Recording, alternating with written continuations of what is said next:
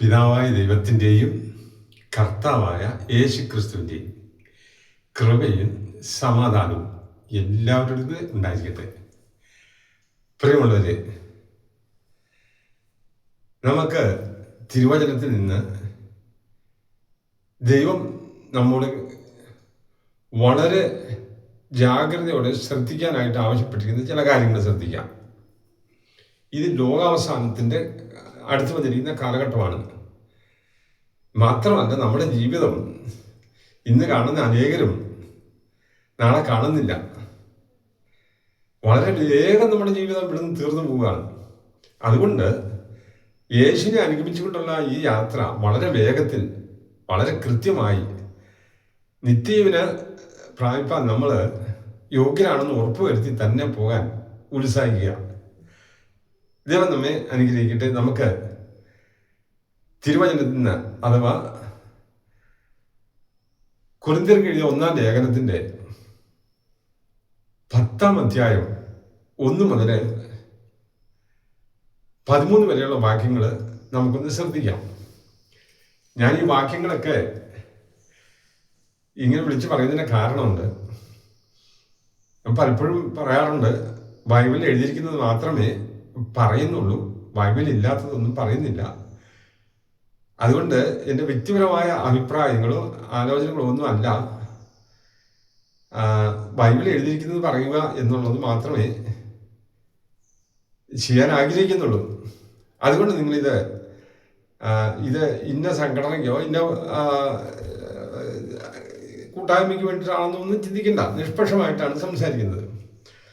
കൊരിന്ത്യർ ലേഖനം 1-ാം ലേഖനം 10-ാം അധ്യായം 1 മുതലുള്ള വാക്യങ്ങൾ ഇങ്ങനെ എഴുതിയിരിക്കുന്നു: സഹോദരന്മാരെ, നമ്മുടെ പിതാക്കന്മാർ മേഘത്തിൻ കീഴ് ആയിരുന്നു. അവരെല്ലാവരും സമുദ്രത്തിലൂടെ നടന്നു. അവരെല്ലാവരും മേഘത്തിലും സമുദ്രത്തിലും സ്നാനമേറ്റ് മോശയോട് ചേർന്നു. അവരെല്ലാവരും ഒരേ ആത്മീയ ഭക്ഷണം തിന്നു. അതെല്ലാവരും ഒരേ ആത്മീയ പാനീയം കുടിച്ചു. അവരെ അനുഗമിച്ച ആത്മീയ പാറയിൽ നിന്നാണ് അവർ കുടിച്ചത്. ആ പാറ ക്രിസ്തു ആയിരുന്നു. എങ്കിലും അവരിൽ അനേകരിലും ദൈവം പ്രസാദിച്ചില്ല. അവരെ മരുഭൂമിയിൽ ഇട്ടുകളഞ്ഞു. നമ്മൾ നശിച്ചു പോയെന്ന്, മരിച്ചുപോയി. ഇത് നമുക്ക് ദൃഷ്ടാന്തമായി എഴുതിയിരിക്കുന്നത്. നിങ്ങളിത് അറിയാതെ പോകരുത് എന്ന് ഞാൻ ആഗ്രഹിക്കുന്നു എന്ന് അപ്പോസ്തലൻ പറയുകയാണ്. വീണ്ടും എഴുതിയിരിക്കുകയാണ്, അവരിൽ ചിലർ ദുർമോഹികൾ ആയതുപോലെ, മോഹിച്ചതുപോലെ നിങ്ങൾ ദുർമോഹികളാകരുത്. അവർ തിന്നുവാനും കുടിക്കുവാനും ഇരുന്നു, അവർ കളിക്കുവാൻ എഴുന്നേറ്റു എന്ന് എഴുതിയിരിക്കുന്നത് പോലെ നിങ്ങൾ അനേകരും വിഗ്രഹാരാധികൾ ആകരുത്. അതിൽ ചിലർ പരസംഗം ചെയ്ത് ഒരു ദിവസം 23,000 പേര് മരിച്ചു വീണതുപോലെ നിങ്ങൾ പരസംഗം ചെയ്യരുത്. എന്ന് വെച്ചാൽ വ്യഭിചാരം ചെയ്യരുത്. വ്യഭിചാരം പുതിയ നിയമത്തിൽ വരുമ്പോൾ വ്യഭിചാരം നമ്മൾ കണ്ണുകൊണ്ടും ചിന്ത കൊണ്ടും വാക്കുകൊണ്ടും ഒക്കെ വ്യഭിചാരം ചെയ്യാം. അതിന് അർഹമല്ലാത്ത ഈ മ്ലേച്ഛ സന്തോഷത്തിൽ മുഴുകുന്ന ഏതിനും വ്യഭിചാരം എന്ന് പറയാം. പഴയ നിയമത്തിൽ അതിന് പ്രവൃത്തി ചെയ്യുമ്പോഴാണ്. പിന്നെ പുതിയ നിയമത്തിൽ വരുമ്പോൾ ഒരു സ്ത്രീയെ കണ്ട് മോഹിച്ചാൽ, അത് സ്ത്രീ പുരുഷനെ കണ്ട് മോഹിച്ചാലും പുരുഷൻ സ്ത്രീയെ കണ്ട് മോഹിച്ചാലും, പിന്നെ ഈ മ്ലേച്ഛമായ ചിത്രങ്ങളും സീരിയലും അതുപോലെ സിനിമയും ഒക്കെ കണ്ട് മോഹിച്ചാലും ഇതെല്ലാം വ്യഭിചാരത്തിന്റെ ഭാഗം തന്നെയാണ്. വീണ്ടും പറയുകയാണ്, അവര് നശിച്ചു പോയതുപോലെ നശിക്കരുത്. പിന്നെ അവർ അനേകരെ പരീക്ഷിച്ച് സർപ്പദംശനമേറ്റ് നശിച്ചു പോയതുപോലെ ദൈവത്തെ പരീക്ഷിക്കരുത്. അതിനുശേഷം വീണ്ടും പറയുന്നു, അതിൽ ചിലർ പെറുപെറുത്ത് സംഹാരിയാൽ നശിച്ചു പോയതുപോലെ നിങ്ങൾ പെറുപെറുക്കരുത്. എത്രയോ 4-5 പാപങ്ങളാണ് ഗുരുതരമായ പാപങ്ങൾ. മിസ്രൈമിൽ നിന്ന് ഒരു വലിയ കൂട്ടം ജനത്തെ ദൈവം അത്ഭുതകരമായി ബലിഷ്ഠമായതിൻ്റെ ഭുജം കൊണ്ട് അവരെ വിടുവിച്ച് മോശയുടെ നേതൃത്വത്തിൽ ചെങ്കടൽ കടത്തി. അത് പകൽ മേഘസ്തംഭം ആയി ദൈവം അവർക്ക് കൂടാരമായി. മരുഭൂമിയില് നല്ല തണുപ്പ് പകൽക്കാലം, രാത്രികാലം അഗ്നിസ്തംഭമായി അവർക്ക് വെളിച്ചം കൊടുത്തുകൊണ്ടും അവർക്ക് ആവശ്യമായതെല്ലാം കൊടുത്ത് നടത്തിയ ദൈവം അവരെ അനുഗമിച്ച ക്രിസ്തുവായിരുന്നു. പിതാവായ ദൈവം അവർക്ക് മുമ്പിലും കർത്താവായ യേശുക്രിസ്തു അവർക്ക് പിമ്പിലുമായി ശക്തമായ സംരക്ഷണം കൊടുത്തു. 105-ാം സങ്കീർത്തനത്തിന്റെ 37-ാം വാക്യത്തിൽ ഇങ്ങനെ പറയുന്നുണ്ട്, അവരുടെ കൂട്ടത്തിൽ ബലഹീനരായിട്ട് ആരും ഉണ്ടായിരുന്നില്ല. അവരുടെ ചെരുപ്പ് തേഞ്ഞു പോയില്ല, അവരുടെ വസ്ത്രം ജീർണിച്ചു പോയില്ല. അവർ കാട്ടുപോത്തിനെ പോലെ നല്ല ആരോഗ്യമുള്ള ശക്തിയുള്ളവരായിരുന്നു. ദൈവം അവർക്ക് സമർത്ഥമായി വേണ്ടതെല്ലാം കൊടുത്തു. മരുഭൂമിയിലാണെങ്കിൽ ഇതെല്ലാം എങ്കിലും അവരെല്ലാം അരുതെന്ന് ദൈവം അവരോട് പറഞ്ഞ സകല കാര്യങ്ങളും അവർ വളരെ സാമർഥ്യപൂർവ്വം ചെയ്തു. ഇവിടെ നിന്ന് പുറപ്പെട്ടു പോയ എണ്ണപ്പെട്ട 3 ലക്ഷത്തിലധികം 6 ലക്ഷത്തിലധികം 6.5 ലക്ഷത്തോളം പുരുഷന്മാരുടെ എണ്ണമാകട്ടെ 20-നും 60-നും മധ്യ പ്രായമുള്ള വീര യോദ്ധാക്കളായിട്ടുള്ള പുരുഷന്മാരുടെ എണ്ണം തന്നെ 6 ലക്ഷത്തോളം പേരുണ്ടായിരുന്നു. അവര് 2 പേരൊഴികെ ബാക്കി എല്ലാവരും മരുഭൂമിയിലിട്ട് ദൈവം നശിപ്പിച്ചു കളഞ്ഞു. പാപം ചെയ്ത ഈ കാലഘട്ടത്തിലുള്ള നമുക്ക് ഒരു ദൃഷ്ടാന്തമാണ്, ഓർമ്മയിലിരിക്കണം. അവരെല്ലാം നശിച്ചുപോയി. ഈ ക്രിസ്തീയ ജീവിത യാത്രയിൽ ഏത് പാപം ചെയ്തിട്ടും അതിന് ന്യായീകരണം പറഞ്ഞത് കൊണ്ടൊന്നും ബലഹീനതയാണെന്നോ പാരമ്പര്യമാണെന്നോ ജനക്കൂട്ടം ഞങ്ങൾക്ക് സപ്പോർട്ടുണ്ടെന്നോ ഒക്കെ പറഞ്ഞത് ചെയ്താൽ നിത്യനാശമല്ലാതെ ദൈവരാജ്യത്തിൻ്റെ പടിക്ക് പോലും ചെല്ലാൻ സാധിക്കില്ല. ഇന്ന് ഒരുപാട് പേരുണ്ട്. കാരണം ഇന്നത്തെ ലോകം അങ്ങനെയാണ്.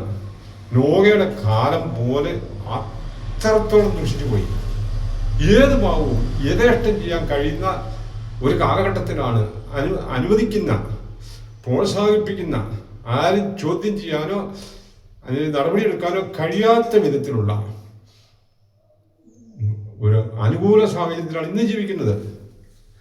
പ്രിയമുള്ളവരെ, നമുക്ക് ഇങ്ങനെയൊക്കെ അങ്ങ് പോയാൽ തൽക്കാലം അങ്ങനെ ജീവിച്ചു പോകാം. പക്ഷേ ദൈവത്തിൻ്റെ സന്നിധിയിൽ നമുക്ക് ഒരു ന്യായീകരണവും ഇല്ല. നിത്യനെ ലക്ഷ്യം വെച്ചുകൊണ്ട് ജീവിക്കുന്നവർക്ക് ഈ ലോകം അനുവദിക്കുന്ന യാതൊരു പാപപ്രവൃത്തി ചെയ്യാൻ അവകാശമില്ല. പ്രധാനമായിട്ട് വിഗ്രഹാരാധന. ക്രിസ്ത്യാനികൾ എന്ന് പേരുള്ള ഒരു വലിയ ജനവിഭാഗം ലോകത്തിലുണ്ട്. ജീവിച്ചിരിക്കുന്ന മനുഷ്യന്റെ എണ്ണത്തെക്കാൾ അധികം വിഗ്രഹങ്ങൾ ഉണ്ടാക്കി അതിനെ അനേക വിധത്തിൽ അതിനെ ആരാധിക്കുന്ന ഒരു കൂട്ടര്. അത് മാത്രമല്ല, അവർ പറയും നമ്മൾ വിഗ്രഹങ്ങളെ ഇതുപോലെ ആരാധിച്ച് കൂട്ടിയിട്ടും അവർ പറയാണ് നമ്മൾ വിഗ്രഹാരാധികളല്ല എന്നുള്ള ഒരു പെരുത്ത നുണയും സർവ്വവ്യാപകമായിട്ട് പറയാൻ ജനത്തെയും പഠിപ്പിച്ചു വെച്ചിരിക്കുകയാണ്. നമ്മൾ വിഗ്രഹാരാധികളല്ല, നമ്മളെക്കാൾ കുറച്ച് വിഗ്രഹങ്ങളെ ആരാധിക്കുന്ന മറ്റ് ജാതികളാണ് വിഗ്രഹാരാധികൾ എന്നും കൂടെ പറയും. നമ്മൾ ചെയ്യുന്നതെല്ലാം നല്ലതാണ്. അതുപോലെ തന്നെ ഈ തിരുവചനത്തിൽ ഈ 10-ാം അധ്യായത്തിൽ പറഞ്ഞ ഒരൊറ്റ അധ്യായത്തിൽ തന്നെ 5 പ്രാവശ്യം വിഗ്രഹങ്ങളെ ആരാധിക്കരുതെന്നും ആ വിഗ്രഹാരാധന ഭൂതാരാധനയാണെന്നും എഴുതിയിട്ടുണ്ട്. പിശാചിനെ ആരാധിക്കുന്നതാണ്. ഇത് പറഞ്ഞിരിക്കുന്നത് ക്രിസ്ത്യാനികളോടാണ്, അല്ലാതെ വേറെ ആരോടുമല്ല.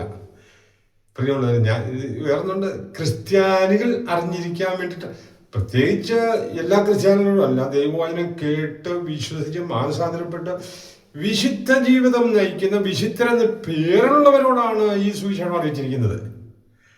അല്ലാത്തവര് ഇത് വായിച്ചിട്ട് അല്ലെങ്കിൽ വചനം കേട്ടയച്ചിട്ട് എന്ത് വർത്തമാനമാണ് പറയുന്നത് ചോദിക്കരുത്. അല്ലാത്തവരെ സംബന്ധിച്ചിടത്തോളം ഇത് ബാധകമല്ല. ഞങ്ങൾ ക്രിസ്ത്യാനികളാണ്, ക്രിസ്തുവിനെ അനുഗമിക്കുന്നവരാണ്, ഞങ്ങൾ രക്ഷിക്കപ്പെട്ടവരാണ് എന്നൊക്കെ പറഞ്ഞ് നടക്കുന്ന ആളുകളുണ്ട്. വിഗ്രഹാരാധന പല വിധത്തിലുമുണ്ട്. ഏത് വിധത്തിലാണെങ്കിലും ദൈവത്തിന്റെ ആത്മാവിന് നടത്തിപ്പിന് വിരോധമായി ചെയ്യുന്ന എല്ലാ പാപവും പാപം തന്നെയാണ്. അതിന് ന്യായീകരണങ്ങളൊന്നുമില്ല. കൊലപാതകം എന്ന് പറഞ്ഞാൽ സഹോദരന്മാരെ വെറുക്കുന്നവൻ കൊലപാതകയാണ്. മറ്റുള്ളവരെ നമുക്ക് ഉൾക്കൊള്ളാൻ കഴിയാത്ത വിധത്തിൽ അവൻ വെച്ച് പുലർത്തുന്ന വെറുപ്പ്, കോപം, നീരസം, അസൂയ, പക, പഴക്കം, ഇതെല്ലാം വെച്ച് പുലർത്തുന്നുണ്ട്. അത്യാഗ്രഹം, ഇങ്ങനെയൊക്കെ ഉള്ള ആളുകളുണ്ടല്ലോ. ഇതൊന്നും ദൈവം അംഗീകരിക്കുന്നില്ല പ്രിയമുള്ളവരെ. അതുപോലെ നമ്മൾ ദൈവത്തിനെതിരെ തിരുവചനം വീണ്ടും പറയുന്നത് ഇങ്ങനെയാണ്: ലോകാവസാനം വന്നെത്തിയിരിക്കുന്ന ഈ കാലഘട്ടത്തിൽ നമുക്ക് ബുദ്ധിയുപദേശത്തിനായി ഇത് എഴുതിയിരിക്കുന്നു. ബുദ്ധിയുപദേശത്തിനായി എഴുതിയിരിക്കുകയാണ്. കാരണം നമുക്ക് സഹിക്കാൻ കഴിയുന്നതിനപ്പുറമായ ഒരു പരീക്ഷ ദൈവം നമുക്ക് തന്നിട്ടില്ല. ഇനി പരീക്ഷ ദൈവം നമുക്ക് തരുമ്പോൾ തന്നെ സഹിക്കാൻ കഴിയേണ്ടതിന് അതിന് പോക്ക് വഴിയും അതോടൊപ്പം ദൈവം തരും. ഈ ഇസ്രായേൽ ജനം മുഴുവനും ഈ പാപപ്രവൃത്തികൾ ചെയ്യാതിരിക്കാൻ പറ്റുകാഞ്ഞിട്ട് ചെയ്തതല്ല. വിഗ്രഹങ്ങളെ ആരാധിച്ചാൽ വല്ല പ്രയോജനമുണ്ടോ? ആരാധിക്കരുത് ദൈവം പറഞ്ഞു. പക്ഷെ എന്തിനു അതിന് മുമ്പിൽ പോയി വണങ്ങണം? അതിന് വല്ല ജീവനുണ്ടോ? സങ്കീർത്തനങ്ങൾ മുഴുവൻ വായിച്ചു നോക്കിയാൽ ഉടനീളം എഴുതിയിട്ടുണ്ട്. അതിന് കണ്ണുണ്ട്, കാണുന്നില്ല; ചെവിയുണ്ട്, കേൾക്കുന്നില്ല; മൂക്കുണ്ട്, മണക്കുന്നില്ല; വായുണ്ട്, രുചിക്കുന്നില്ല; കയ്യുമുണ്ട്, കാലുണ്ട്, ചലിക്കുന്നില്ല. എന്തിനിത് ചെയ്യുന്നു എന്നൊക്കെ ചോദിച്ചിട്ടുണ്ട്. പക്ഷെ ഇതൊക്കെ ചെയ്യും. ഇത് ചെയ്യുന്നവരെ അനുകൂലിക്കുന്നതും പാപമാണ്. അങ്ങനെ ഒട്ടനേകം കാര്യങ്ങൾ എഴുതിയിട്ടുണ്ട്. അതുപോലെ തന്നെ നമ്മൾ ദൈവത്തിനെതിരായി പിറുപിറുക്കരുത്, ദൈവത്തെ പരീക്ഷിക്കരുത്. പ്രിയമുള്ളവരെ, തിരുവചനം അനുസരിച്ച് ജീവിക്കുന്നത് എത്ര എളുപ്പമാണെന്നറിയാമോ? വളരെ എളുപ്പമാണ്. ദൈവം അനുസരിച്ച് ജീവിക്കുക. ദിനംപ്രതി നമ്മൾ വീണ്ടെടുക്കപ്പെട്ടവർ എന്ന് അവകാശപ്പെടുന്നവർ ദിനംപ്രതി വചനം ധ്യാനിക്കണം, പ്രാർത്ഥിക്കണം. നമ്മൾ ദൈവത്തോട് നിരന്തരമായി പ്രാർത്ഥിക്കണം. ഇതുപോലെ പാപം പെരുകി ഉള്ള ഈ പാപത്തിന് എല്ലാവിധ പ്രോത്സാഹനവും ലഭിക്കുന്ന ഈ കാലഘട്ടത്തിൽ പാപം ചെയ്യാതെ ജീവിക്കാൻ ദൈവത്തിൽ നിന്ന് നമ്മൾ ശക്തി പ്രാപിക്കണം. നമ്മൾ ചിലപ്പോൾ ഒറ്റപ്പെട്ടു എന്ന് വരാം, മറ്റുള്ളവർ നമ്മളെ ദുഷിച്ചെന്ന് വരാം. പക്ഷേ ഒരു കാര്യം പ്രത്യേകം ഓർക്കുക: ആരെല്ലാം നമ്മളെ ദുഷിച്ചാലും ശപിച്ചാലും നമ്മുടെ ജീവിതം നിഷ്കളങ്കമാണെങ്കിൽ നമുക്കതുകൊണ്ടൊരു ദോഷവും വരികയില്ല. പ്രിയമുള്ളവരെ, അതുകൊണ്ട് നമുക്ക് ദൈവവചനം കേട്ട് അനുസരിച്ച് യേശുക്രിസ്തുവിലൂടെ, യേശുക്രിസ്തു നമ്മുടെ രക്ഷിതാവാണ്, കർത്താവാണ്, നമ്മുടെ വീണ്ടെടുപ്പുകാരനാണ്, നമ്മെ സ്വർഗസ്ഥ പിതാവിൻ്റെ അടുക്കലേക്ക് തിരികെ എത്തിക്കാനായിട്ട് വന്ന രക്ഷിതാവാണ്. നമുക്ക് ആ യേശുക്രിസ്തുവിൽ ലഭിച്ച ആ രക്ഷ സ്വന്തമാക്കിക്കൊണ്ട് യേശുവിനെ അനുഗമിച്ച് ആ നിത്യയിൽ എത്തുവാൻ തക്കവിധം യോഗ്യതയുള്ളവരായി എല്ലാ ദിവസവും മരണം വരെ വിശുദ്ധമായി ജീവിപ്പാൻ, നമ്മുടെ ജീവിതം നിത്യവിന് പ്രാപിപ്പാൻ യോഗ്യമാണെന്ന് ഉറപ്പുവരുത്തിക്കൊണ്ട് ജീവിപ്പാൻ ദൈവം നമ്മെ അനുഗ്രഹിക്കട്ടെ. ദൈവവചനം പറയുന്ന, കൃത്യമായി പറയുന്ന അതുകൊണ്ട് ഇങ്ങനെയൊക്കെ പറഞ്ഞു കഴിഞ്ഞാൽ ഇത് ഞങ്ങൾക്ക് ഉൾക്കൊള്ളാൻ പറ്റുകയാണെന്നൊന്നും പറയരുത്. കാരണം ബൈബിളിൽ എഴുതിയതുപോലെ പറഞ്ഞു എന്ന് മാത്രമേ ഉള്ളൂ. ദൈവം നമ്മെ ഈ വചനങ്ങളെ ധാരാളമായി അനുഗ്രഹിച്ചിട്ട് നാളെ വീണ്ടും നമുക്ക് തിരുവചനത്തിൽ തന്നെ കേൾക്കാം.